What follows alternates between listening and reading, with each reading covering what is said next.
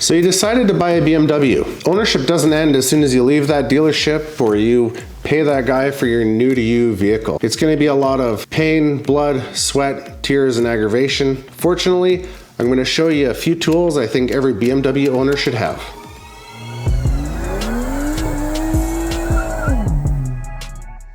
Welcome back to Next Level Rides. Over the years, I've had many BMW vehicles. If I had to guess, probably 6 or 7. So I got a decent grasp on what tools are required and what's needed to maintain the vehicles. So we're gonna start with the basics.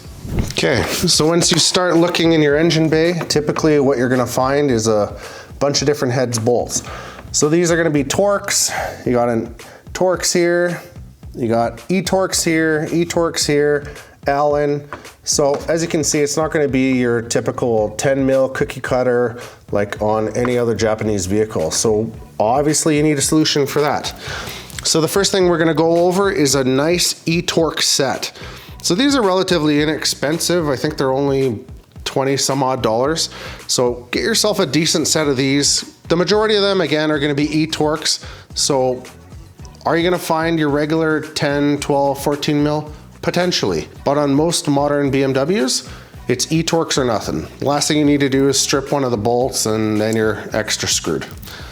So other than your E-Torx, next thing you're gonna need is a nice Allen socket set. So not just your typical Allen keys, those are gonna be a pain in the ass. There's no point in getting those.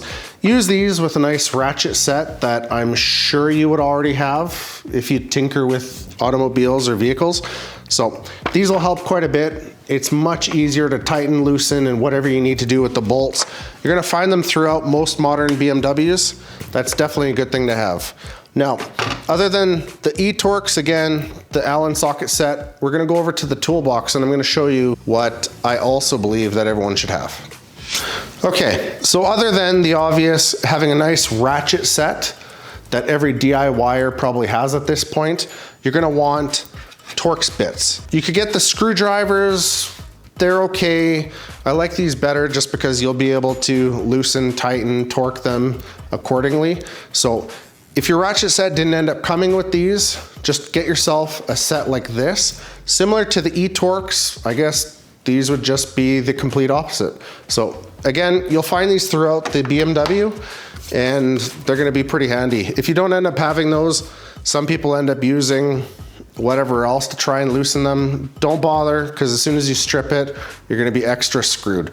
So get the right socket set or the right torque set and you'll be much better off. All right, so next up, it's gonna be one of these. So once you end up dropping a bolt or something into the engine bay, you could either kiss it goodbye, find another bolt or nut or whatever to end up putting to where you ended up losing that bolt, or you could try to retrieve it with one of these. So not only does it have a magnetic end, it has a claw end, which is quite handy. I don't know how often I've dropped a nut, a bolt or something into an M5 engine bay and I couldn't retrieve it. So fortunately with this, it ends up helping quite a bit. This might not be just a specific BMW tool. This should be an everything tool. So if you don't have one of these, invest a little bit of money into a decent one like this. Fortunately, mine's orange with blue anodizing, so it's extra cool, but definitely get one of these.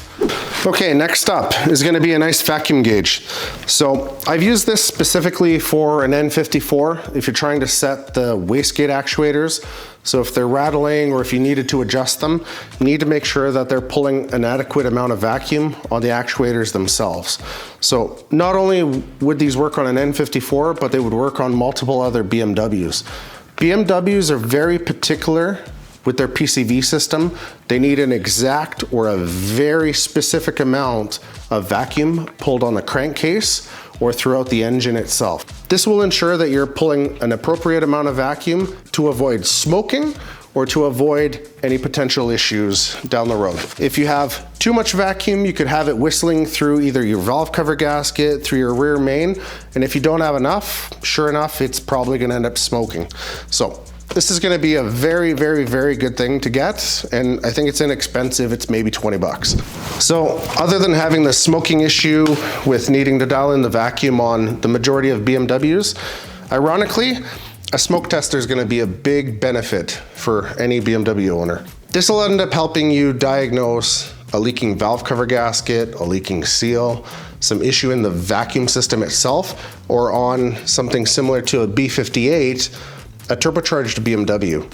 Again, these are very particular about having an appropriate amount of vacuum being pulled on the crankcase, but at the same time not bleeding away any power or boost because you have a leak between one of the connections or somewhere in the charge piping system. A simple smoke tester kit is actually quite good. I think it uses baby oil, and all you end up doing is right where the cone filter is, it has a big plug off. You end up turning it on, it starts to burn the oil. It'll push the vacuum with pressure in through the system, and within seconds, smoke ends up wisping through any small little leak or a little imperfection in, say, a pinhole on a charge pipe.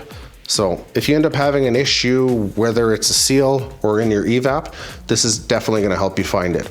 I ended up having one on my PCV system here. I ended up smelling that occasionally it would smell like it was burning a little bit of an oil or a little bit of oil. And sure enough, I had a rolled O-ring on the new inlet that I ended up installing. Things happen.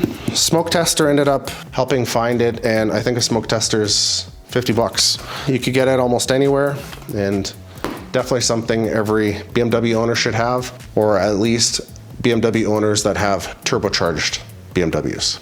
So other than what I've already shown you, we're gonna have an honorable mention. Another thing that I end up having is a big bottle of Tylenol.